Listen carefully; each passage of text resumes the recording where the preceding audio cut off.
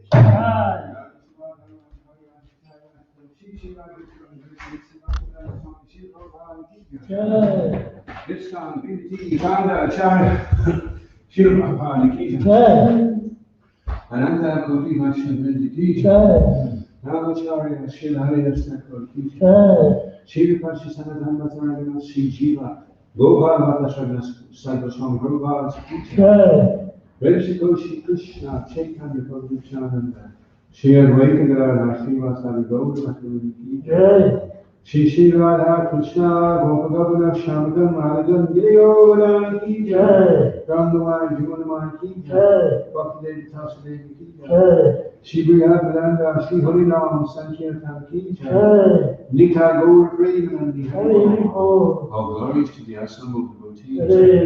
All glories to the assembled devotees. All glories to the assembled devotees. Hare Krishna. All glories to Sri Guru and Sri Govinda.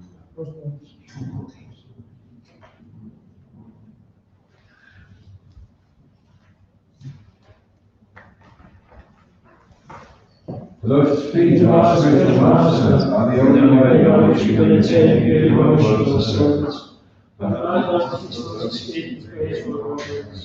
By His graceful cross the ocean of material suffering, I obtain the mercy of Krishna.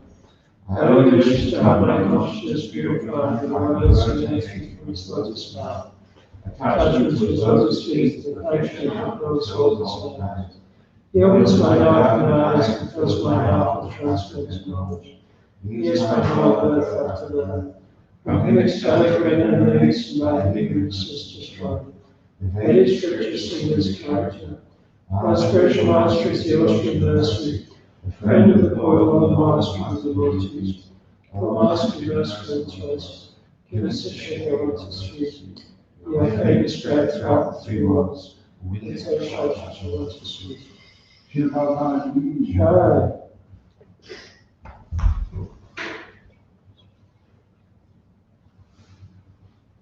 Oh dear Lord, She told the entire life, O Shashi, please make us worthy of your mercy, so that Skanchiyatra may flourish in numbers of happy devotees, and the blessings of Sri Lakshmi Devi, and especially love for you and your devotees. Jai.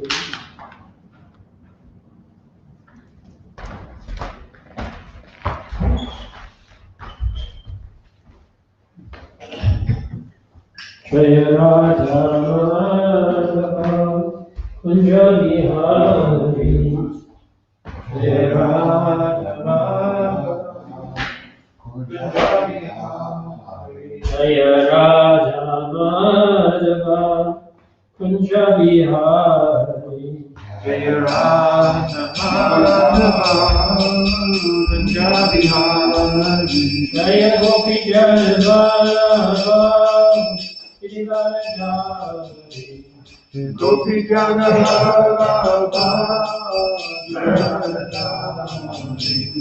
Gopi Jana Gopi Jana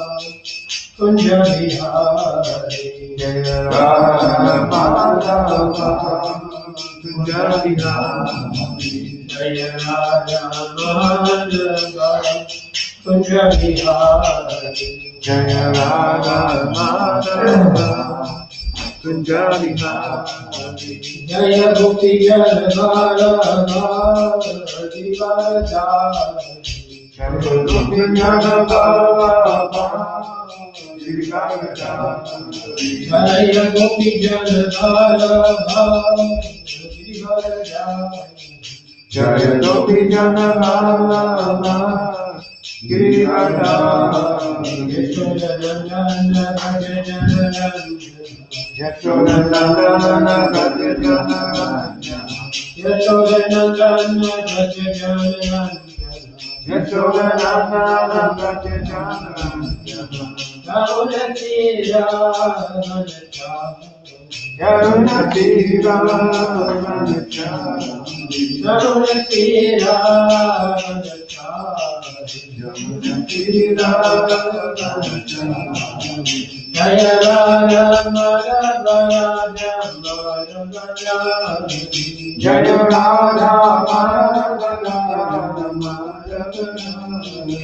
Jaya Govinda Jaya Maya Purti Jaya Govinda Jaya Maya Purti Jaya Govinda Jaya Maya Purti Govinda Jaya Maya Purti Jaya Sita Sina Jaya Sita Sina Sita Sina Jaya Sita Sina Jaya Sita Sina Jaya Sita Sina Sita Sina Jaya Sita Sina Jaya Devi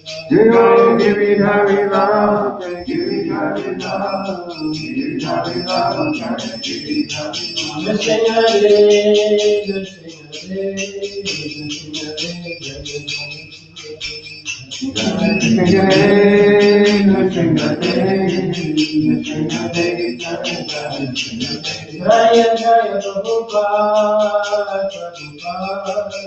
Prabhupada Jaya Jaya Prabhupada Jaya Jaya Prabhupada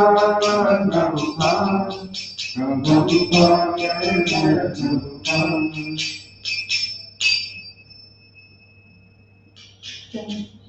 Shri Skandar Ji Jai, Shri Prabhupada Ji Jai, Shri Shukhodin Daiva, Shri Shukhi Jai.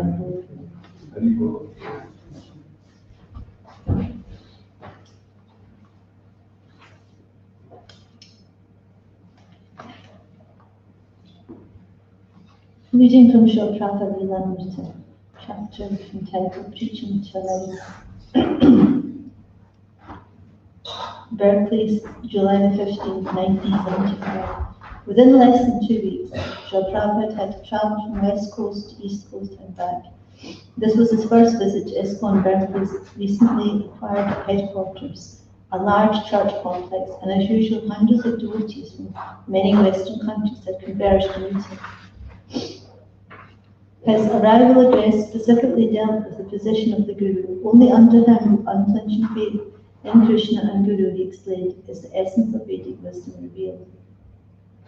Outsiders may think that the Guru is very puffed up, said Prabhupada, and he's sitting and taking respect from the disciple. But the fact is that they are to be taught like that, how to offer respect to the spiritual master. Srila Prabhupada repeatedly encountered this misunderstanding. A year ago in Paris, he had been heckled by radical students who envied his sitting on an elevated seat. And in America, the reporters often portrayed him as enjoying material comforts provided by his disciples. But Prabhupada maintained that despite a plethora of charlatans bringing disrepute to the word Guru, anyone sincerely desiring to learn transcendental science had to go to a bona fide Guru, the representative of God. A Guru's business, said Srila Prabhupada, is to protect the subordinate disciples from fall down. Just like I am traveling all over the world twice in a year, my duty is to see that my disciples who have accepted me as Guru may not fall down. That is my anxiety. Now, how can one become Guru and representative of Krishna? Everyone will say, I am representative of Krishna, I am Guru. No, the real thing is enunciated by Sri Chaitanya Mahaprabhu. who says, Amara Akya Guru Haya Tara Edesh. You've just become Guru on my order. So Guru means he who is carrying out the order of Sri Chaitanya Mahaprabhu, not self-made Guru. Srila Prabhupada ki jai. Jai.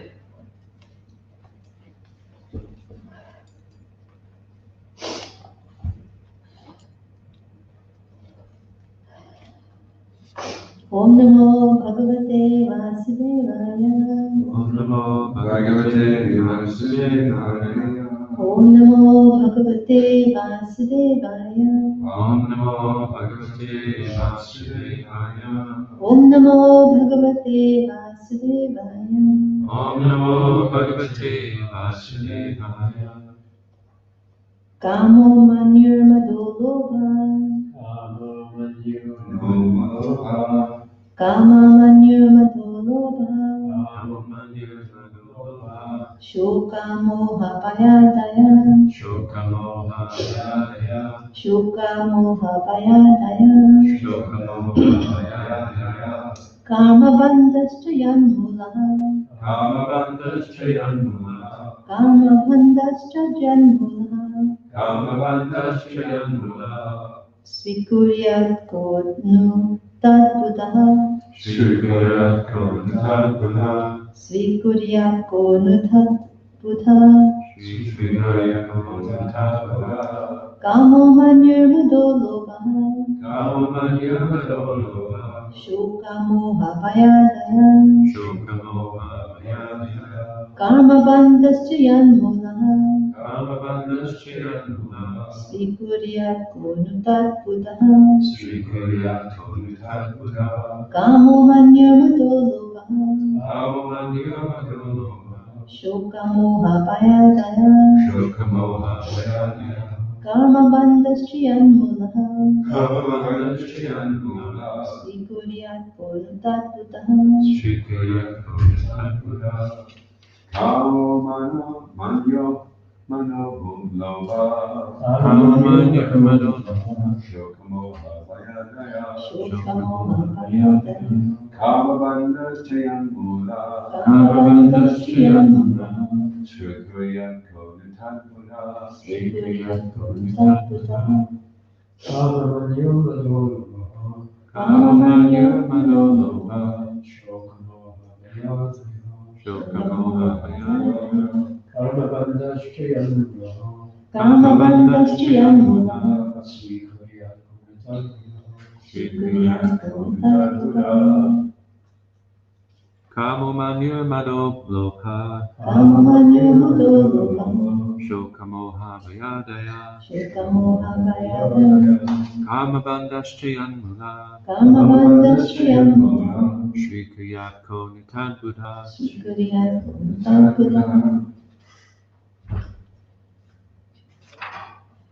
Kama, lust. Manyu, anger. Modaha, pride. Lobha, greed. Shoka, lamentation. Moha, illusion. Bhaya, fear. Adaya, all these together. Karma Bandha, bondage to fruitive activities. Jal and Yatmulaha, origin of which Vikurya would accept. Kala, who. Na, indeed. Tat, that mind. Buddha, if one is learned.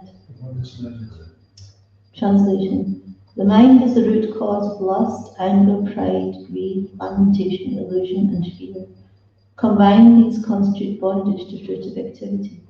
What learned man would put faith in the mind? Please repeat. The mind is the root cause of lust, anger, pride, greed, lamentation, illusion, and fear. Combined, these constitute bondage to fruitive activity. What learned man would put faith in the mind? Prabhupada ki jai. The mind is the original cause of material bondage. It is followed by many enemies such as anger, pride, greed, lamentation, illusion, and fear. The best way to control the mind is to engage it always in Krishna consciousness. Savai mana Krishna padaravindayo. Since the followers of the mind bring about material bondage, we should be very careful not to trust the mind. Om Jnanatimidandasya Jnananjana Shalakaya Chakshuravadanaya Tasmai Shri Namaha. Jai Shri Krishna Chaitanya Prabhu Nityananda Shri Advaita Gadadhara Srivasadi Gaura Bhaktavinda. Hare Krishna, Krishna Krishna, Hare Hare, Hare Rama, Hare Rama, Rama Rama, Hare Hare.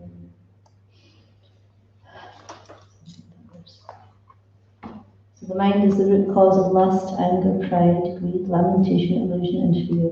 Combine these constitute bondage to fruitive activity. What learned man put faith in the mind? So this in this chapter, that Rishabhadev is explaining different aspects of how the mind is causes problems in life. It binds us to this material world, and it describes it as like an unchaste wife who has many paramours, and all these enemies like lust, anger, and greed. They kill the yogi who's trying to control his mind. So we shouldn't put so much faith in the mind, because it's as Krishna says, the uncontrolled mind is the worst enemy. It's our own worst enemy. And the mind is the original cause of bondage. So in the Bhagavatam, in the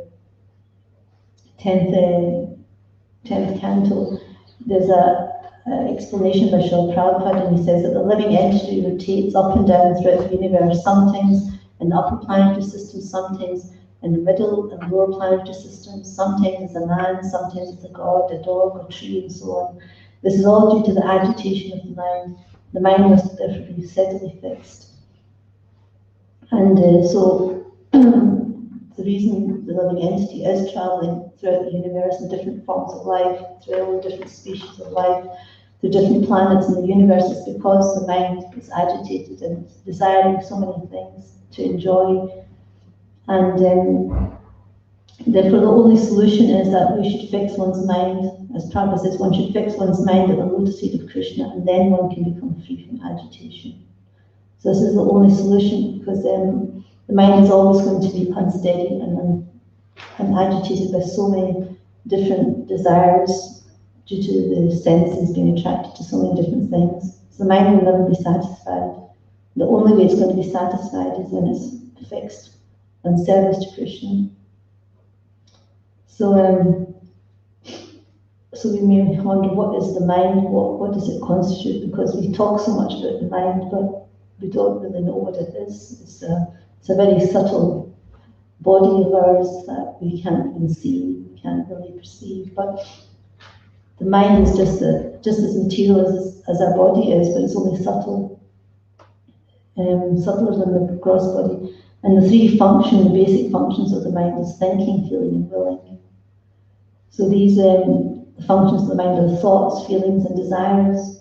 So whenever we think of something, whenever we feel something, whenever we desire something, that's how we know that is the mind. That's the activities of the mind. So here Prabhupada says the uncontrolled mind is the root cause of our suffering in the material world. That as long as the mind is absorbed in trying to fulfill desires, fruitive activity, one's sure to become entangled in material bondage in different bodies again and again, until we desire to serve Krishna, until we desire to, develop our transcendent love for God. Then we're always going to be agitated by the mind to fulfill different desires.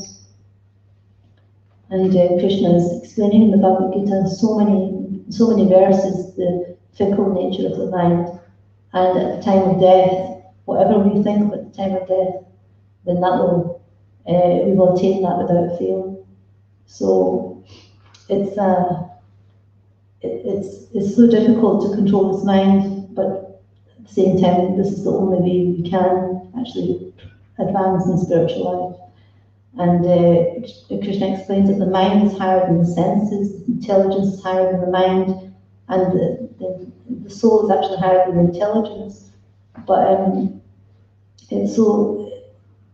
although the soul is higher than all these things, still the mind is so powerful that it overcomes our intelligence, it overcomes our ability to understand reality. So Prabhupada explains that the solution is that with intelligence one has to seek out the constitutional position of the soul and then engage the mind always in Krishna consciousness.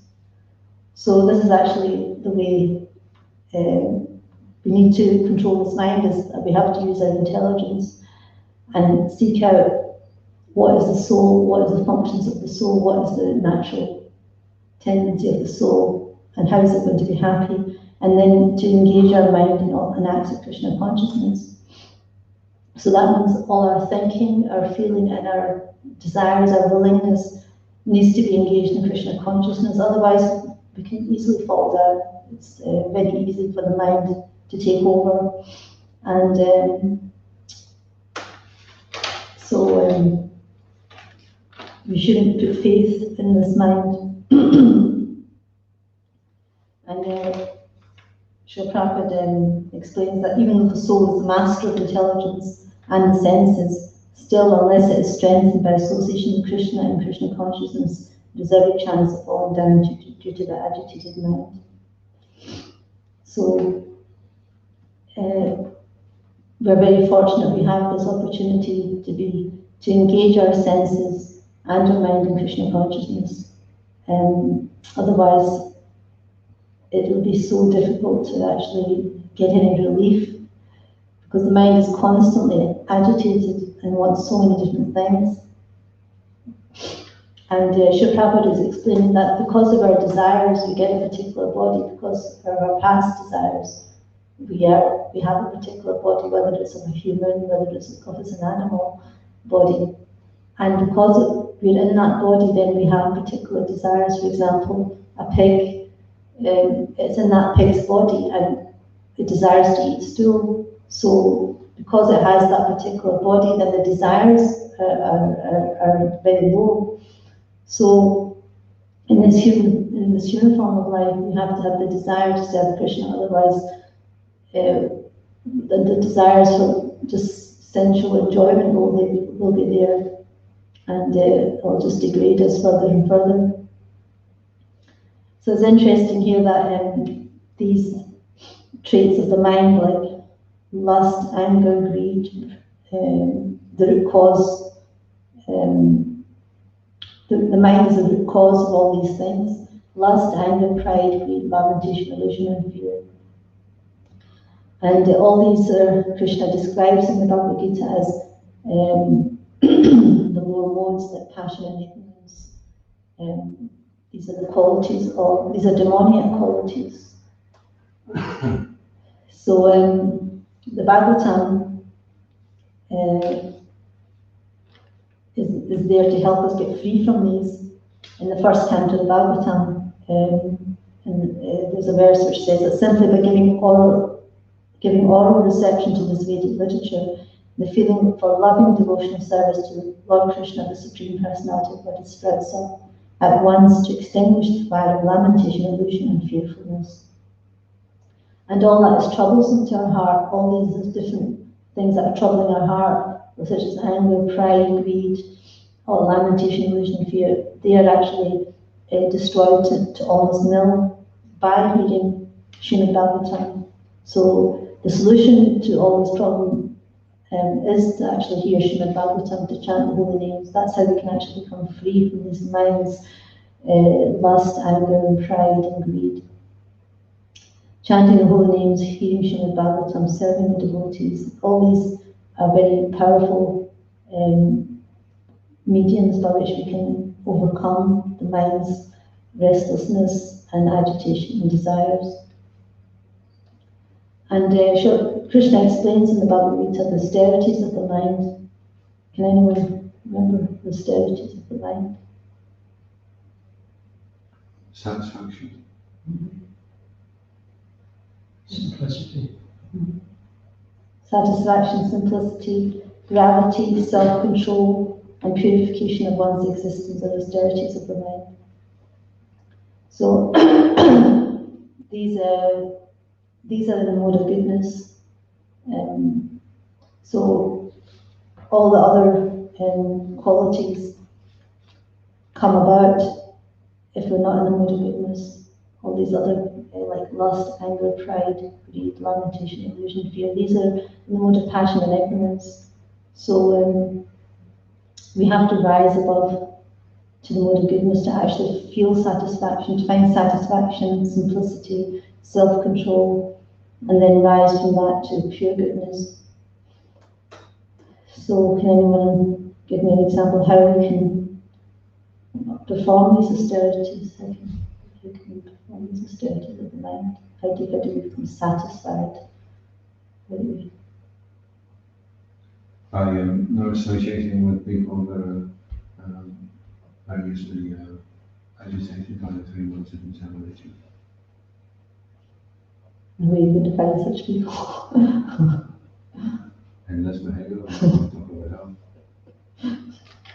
Are you free from all these agitations? Anyone else? How can the mind be satisfied? How can we satisfy the mind?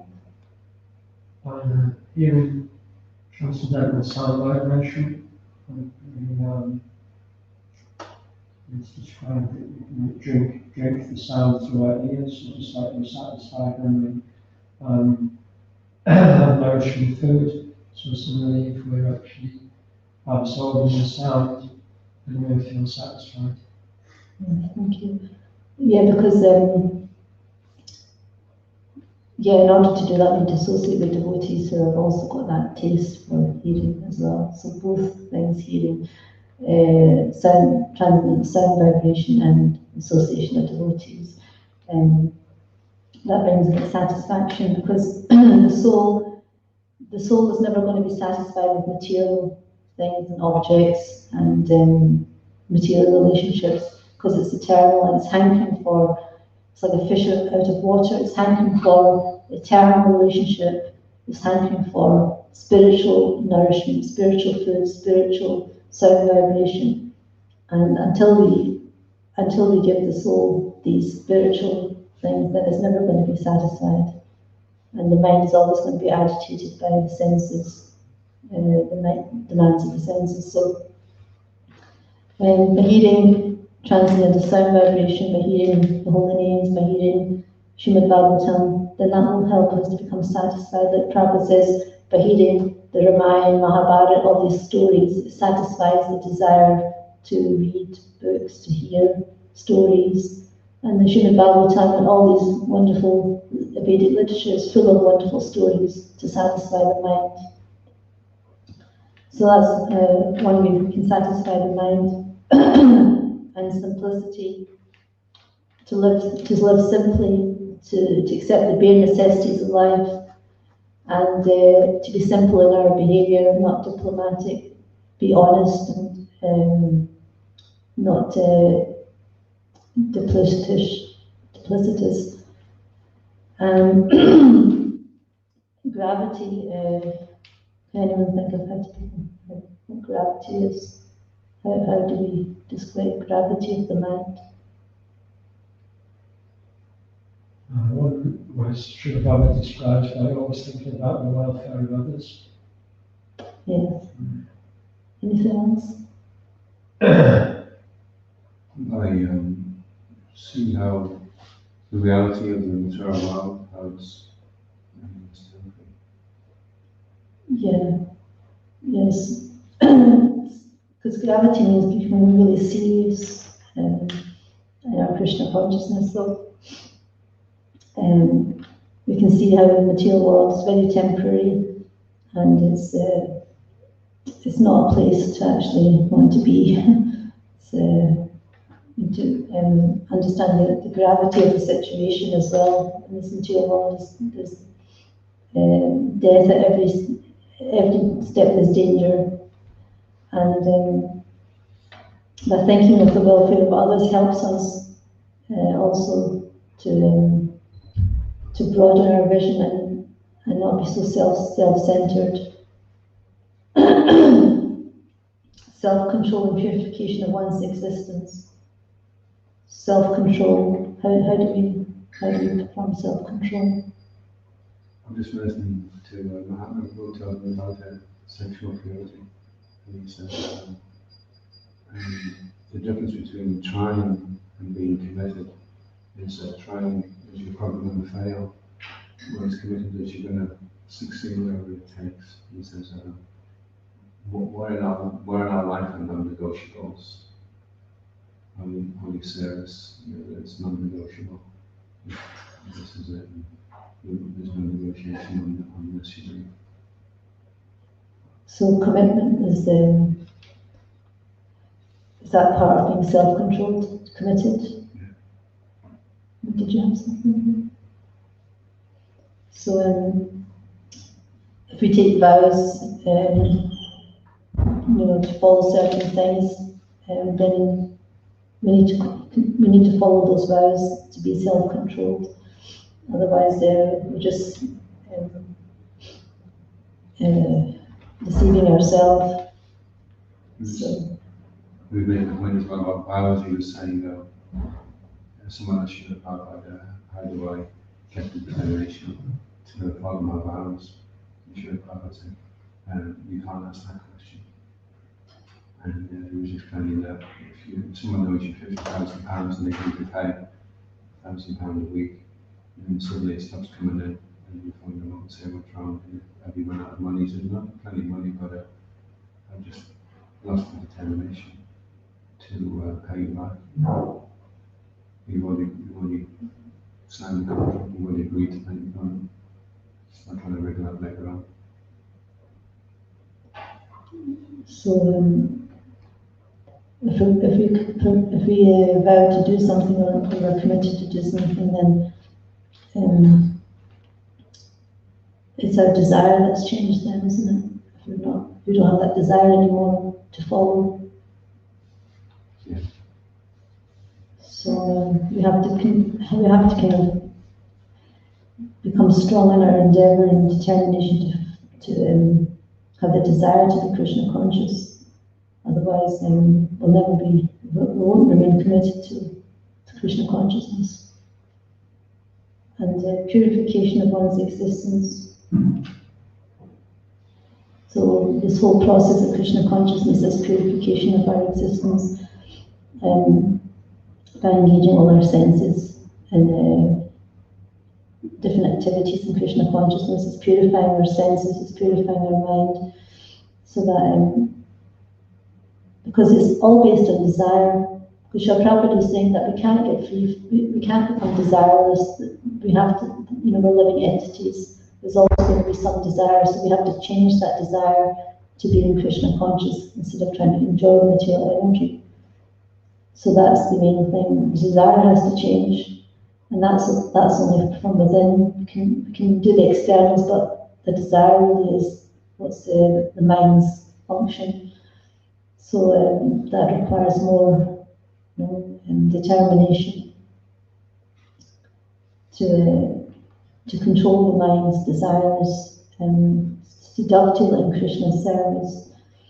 So we may have many desires in the material world, but the only way we can actually get free from that desire is to dovetail in Krishna's service, if it can be dovetailed in Krishna's service. And then it purifies that desire. And we can't artificially try to become free from desires, it's not possible. But we can change that desire to being a spiritual desire. The more our desire is to be Krishna conscious, the more our desire is spiritual, then our body will become more spiritual. Because the mind is a subtle body, and if that's becoming more and more spiritual, then that will have an effect on our body as well. And the more we become spiritual minded, the more we will become spiritual. And eventually our body will become spiritualized. Like the rod in the fire. Srila Prabhupada explains that the rod in the fire, although it's not fire, it acts like fire because it has so much association with the fire. So if our mind's associated with Krishna constantly, then it'll become spiritualized. And if our body's always engaged in Krishna's service, then it'll become spiritualized. So we have to develop this desire. If we don't have the strong enough desire, then we have to pray for the desire to be Krishna conscious. Otherwise, we'll lose this great opportunity to get free from this material world. And Prabhupada says, since the followers of the mind bring about material bond, we should be very careful not to trust the mind. So, how do we know that what is coming up is our mind, or is it Krishna in the heart? How can we distinguish? Because sometimes we think, oh, maybe this is what I should do. How do we know? How do we know it's a super soul and not our mind? And how do we know it's the mind and not the super soul? Das ist ja tough one. Sorry? Das ist ja difficult one, you know.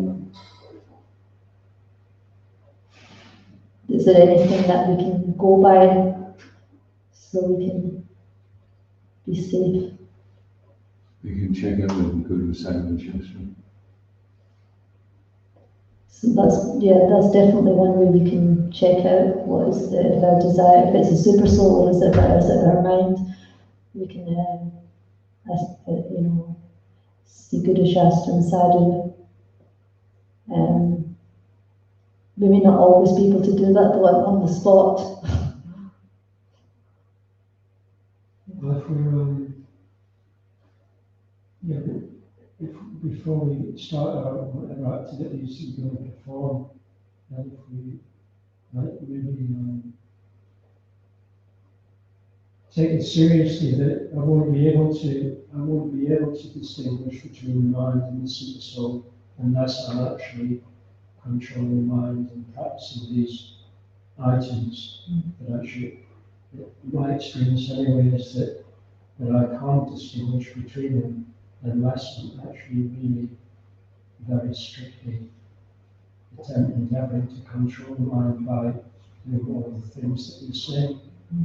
So it's and then if we're in that condition and not being able to tell, then just don't do anything that's like out of the ordinary. Just follow the very straight line. So if there's a doubt, then just say, think it's the mind, so that you don't go on the wrong path. But still, if it's something important, then you need to ask more senior devotees, so need to. Like if you want to make a very important decision in life, then you're supposed to ask so many brahmanas. How many brahmanas are you supposed to ask? Is it 10 or 20 or something? If you want to make this very big decision in life, then you should actually ask about 10 or 20 brahmanas. I can't remember the number, but 80 brahmanas, so that you know that you're going in the right direction. But sometimes, we may not have so many brahmanas, so we should at least consult a few brahmanas, a few devotees, before we make a big decision. But in general, day to day, then we should be reading enough, we should be hearing enough to actually know if this is the mind or this is the super soul. We should actually have enough Krishna consciousness through reading the Shastra, hearing our spiritual master and devotees. So we don't follow the mind's demands. And it's also like, if we read the Bhagavad Gita, it's like so many places Krishna is saying that, we have to control his mind. And he says as soon as the mind is controlled, the super soul is already reached. It's like, it's such a fundamental thing that we have to grasp that, this mind is the worst. our worst enemy, but it could be our greatest friend if we actually, control it and keep it in Krishna's service, thinking of the welfare of others, thinking of the good of others, and trying to curb all these propensities, lust, anger, pride, greed, lamentation, illusion, and fear. Because the mind is the cause of all these problems. So, it's funny, my name, my mother and father gave me the name Manjit, which means to conquer the mind. And I don't know if I'll ever live up to that name, but that's hopefully one day.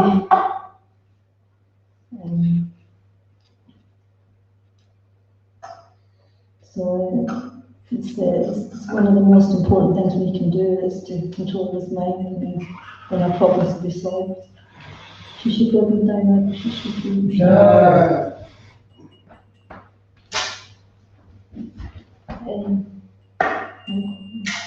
Yeah, I was just wondering if somebody is on very good terms with their mind, or maybe on good terms, where they see their mind as their friend, and then you're trying to maybe give them some direction, and it goes against what their mind is telling them, then they may not see you as their friend, because they think their mind is their friend. So if you do anything which is against what their mind is telling them, then they'll go with their mind rather than go with you.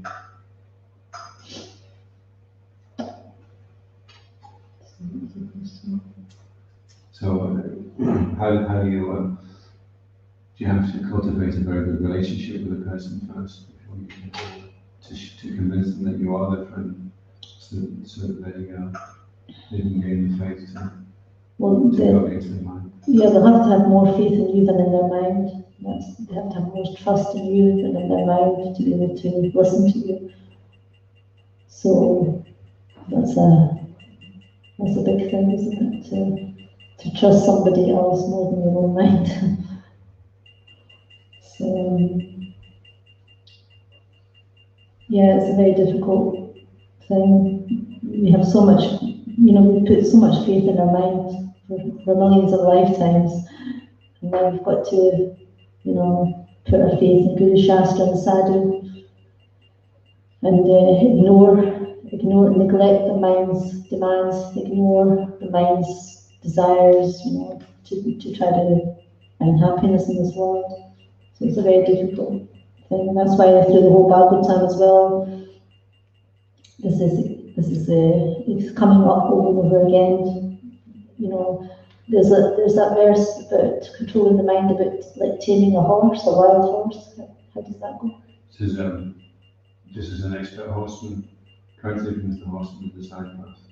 So the Supreme Yoga process is one where you gradually you observe the movements and desires of the mind, and then gradually bring them under full control. So we don't just abruptly drag the mind. We have to gradually bring the mind, like taming a horse, observing its movements, and then slowly, gradually bringing the mind to the right path in a way that so the mind doesn't, revolt. So this is an expert horseman, like an expert horseman does. So this wild mind needs to be tamed in the same way, like taming a horse, a wild horse, and otherwise it will rebel. If you suddenly bring it. Yeah, I had this lecture and the devotee was saying that if your goal, we all know what the goal is, to completely become free from sensual desires, we may not be able to do that immediately. So if you're 200 feet under the water, then you can come up 10 feet. You're not at the water, but you're 10 feet higher. And if you keep doing it, eventually, when you're only 10 feet underneath the water, and you go up the other 10 feet, then you will get out the water. But don't try and get out the water. It's going to take tiny, successive steps to get to that point. So you just go you set a goal for yourself that you know you can achieve, once you've achieved it, you can set a little more for yourself that you can achieve. And they're all in the direction of achieving the ultimate goal. Whether you're going to be achieving that immediately. Okay. So you're saying that instead of going into the deep end, you gradually learn to control the mind in different steps, so eventually you come to the point where it's completely controlled. So how can we do that in day-to-day life? How do we? Well, he was saying it's different for different people, what they consider purity. For some of them, he was talking about specifically in regard to sexual purity, so some it may be that they just have a relationship, an intimate relationship once they're married, and others want to follow very strictly, whatever it is anyway, but so they move toward the highest goal, in the immediate step.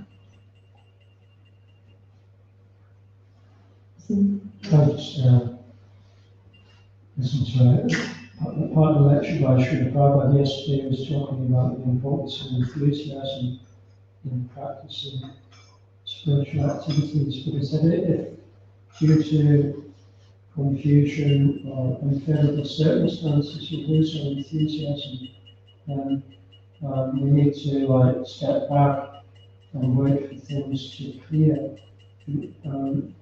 rather than try to apply enthusiasm in an uncontrolled way. He says it's like if you drop an object, you drop a valuable object into a lake, into a pond, and the splashing will prevent you from being able to see where it is. If you try to take it out while it's still, if you make a big endeavor to try to retrieve it while you can't see where it is, you won't succeed, you'll just become more frustrated. So therefore he's saying that we need to have a clear vision of the nature of the problem before applying a lot of energy so Krishna consciousness and some other reasons Srila Prabhupada's created, like the International Society of Krishna Consciousness, so it's created different activities which devotees can perform, which are not time-wasting things. There's always something you can do positively, which gives you time to, like Kataka says, you can make those small steps by doing activities which are not too difficult for you. And then in that way, again, the enthusiasm to be able to. Yeah. It's just like I was thinking in the Sankirtan, you would set yourself a quota that you can reasonably reach, not something beyond that you can't possibly, like in your general Sankirtan, you can't reach that quota.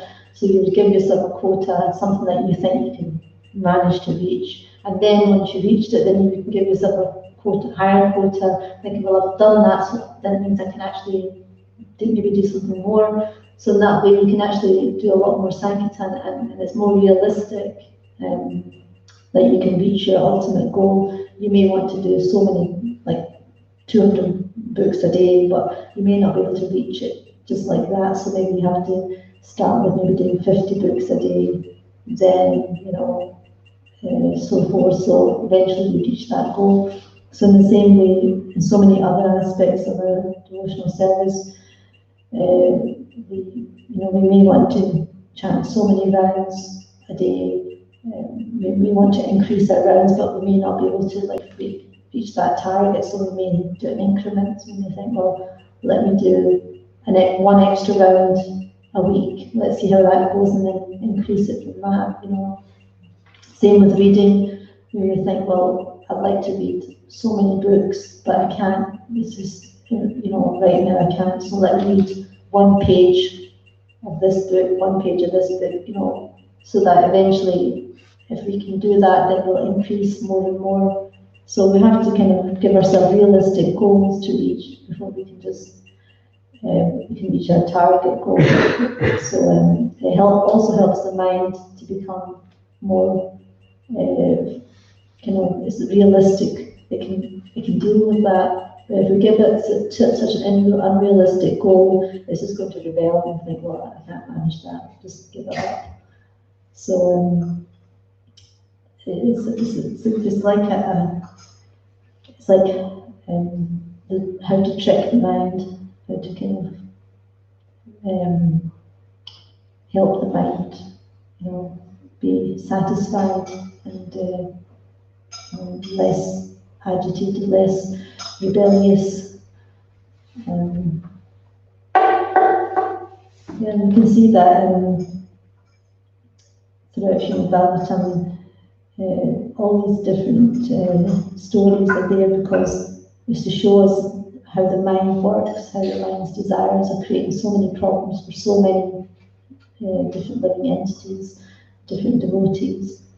And so at least we know that when there's a desire, we know that this is a function of the mind, how to control that desire or how to use it in Krishna's service somehow so that becomes spiritualized.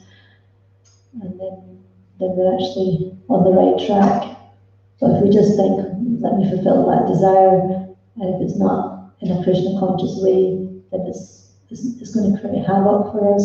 It's not going to help us in any way. So, is there anything else to add to this? Why do you have the misconception that the feelings come from the heart? Why everyone got this misconception? Because the feelings come from the mind, as you said. Now we have the misconception that the feelings come from the heart. I heard that the mind is situated in the heart, that's why. I'm not sure. I heard that as well, right? But the mind, the area where the mind is, it's like the soul is there, the subtle body is originally there in the heart. So that's where the feelings are coming from, the heart, but it's actually the mind. Unless our feelings are like, when our mind is spiritualized, then we'll be feeling love for Krishna. This is the soul, So if our feelings are for material things, then this is the mind. Yeah, like sometimes when there is a breakdown or something, you feel pain in your heart. And it's very interesting because it's nothing to do with the heart, apparently. Yeah, because the subtle body and the soul is situated in the heart region. I assume that's why we have these feelings in our heart, and it's not like, it's like the heart is just an organ, it's not like feeling anything. Yeah. It's just a material organ, and it constitutes of different cells and molecules and different functions to pump the blood around the heart. So what has it got to do with feelings? You know what I mean? It's just an organ. But the feelings are actually the mind that's situated in the heart, so that's why we feel things. And also, like the heart chakra is there, situated around the heart. And if the heart chakra is closed, if there's an imbalance in the heart chakra, then this represented by resentment and all these other qualities. And so that again, the heart chakra is a subtle thing. It's a subtle body. It's not a heart. It's not the organ. But these feelings of resentment means that the heart chakra is being closed. It's an imbalance there. So it's the same kind of thing. It's a subtle body. Generally, when people think of the mind, they think of the space in between their eyes. It's like because we're looking through the eyes all the time, we have a tendency to think of the mind is somewhere between the two eyes. So it's like a guy that's sitting in a submarine. If he's in there for too long, after a while he's looking through the periscope for how long, so he's identifying with what he's seeing through as being what he's thinking.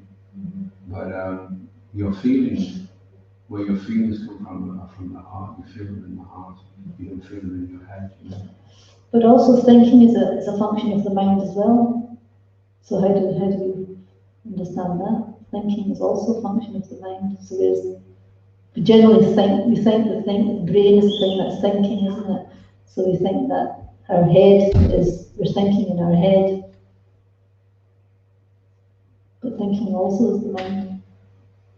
Because when you're dreaming, you're thinking, and you're not even in the body anymore, never mind the brain or the head. you're floating out somewhere else in the subtle body, and you're thinking away quite happily. So there was one guy who got his head blown off the bomb thing, and when they put it all back together, there was only a bit of brain left.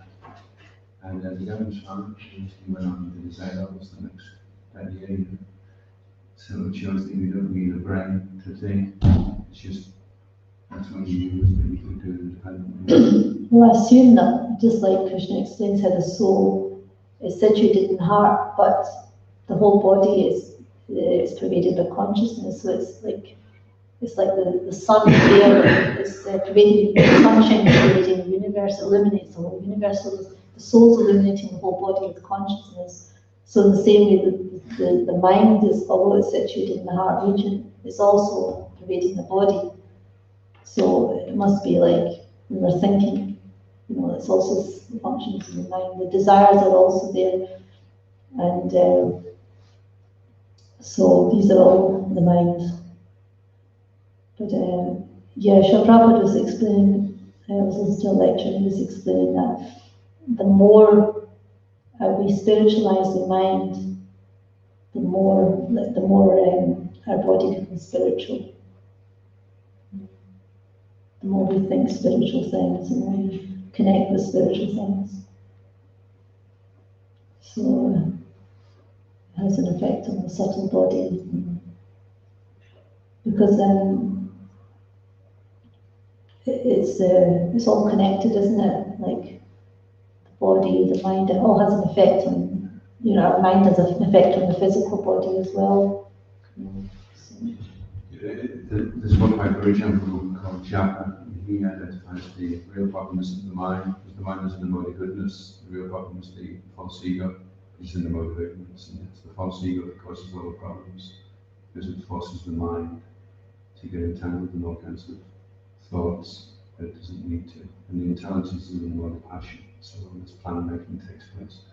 So if you can free yourself from the influence of the false ego, then you can be situated there. The mind is like the cow. You can just say to the mind, "We're going to chant now," and the mind just go along and do it quite passively. So how do you control the false ego then? Actually, Prabhupada said that the sound vibration dissolves. The sound vibration of the Hare Krishna Maha Mantra dissolves the false ego like pouring acid on it. So sometimes you can see 16 rounds is just, you're just getting started. It takes quite a bit of acid sometimes to burn through from the false ego. So it's another thing about chanting the holy names, that we're chanting the holy names so to control the mind, isn't it? That's why we're chanting. We're trying to fix the mind and the sound vibration so it doesn't wander about. But even after chanting for so many years, you can see the mind is still wandering around. So, when we reached a certain platform of, Nishta, then we can actually hear the holy name without our mind being agitated so much. So that's that's the beginning actually, when we come to that platform. It's interesting. She was saying in the Shikshastra, Trinada Visanichi Navas, where humility starts to awaken. So that's when the false ego, you get rid of the false ego. Then humility starts to come, and then it can be fixed. So you purify the mind with the other pride and the arrogance instead of the false ego. Yeah, so that's what we're trying to achieve, isn't it? We're trying to achieve this goal of chanting with humility, tolerance, chanting constantly. So this is all like part of the whole process of trying to get free from false ego, trying to control the mind. It's a very gradual process and it requires a lot of patience. So we have to understand that we have to have confidence that it's going to happen. We have to have confidence that, we have to be determined and enthusiastic to achieve that goal. And even though there's so many ups and downs on the way, We have to have the patience that actually there's nothing better I can do with my life than this, and this is the goal. And we can't lose sight of the goal, because if we lose sight of the goal, then we're never going to get there. So we have to have the goal in mind the whole time, and try to help our mind and become fixed on that goal. Thank you very much for attending and taking part in all the discussion. Thank you. Granth Srimad Bhagavatam ki jai, ISKCON Guru ki jai, Shakra ki jai. Very well. Hey, great Jagannath Priya, Jai.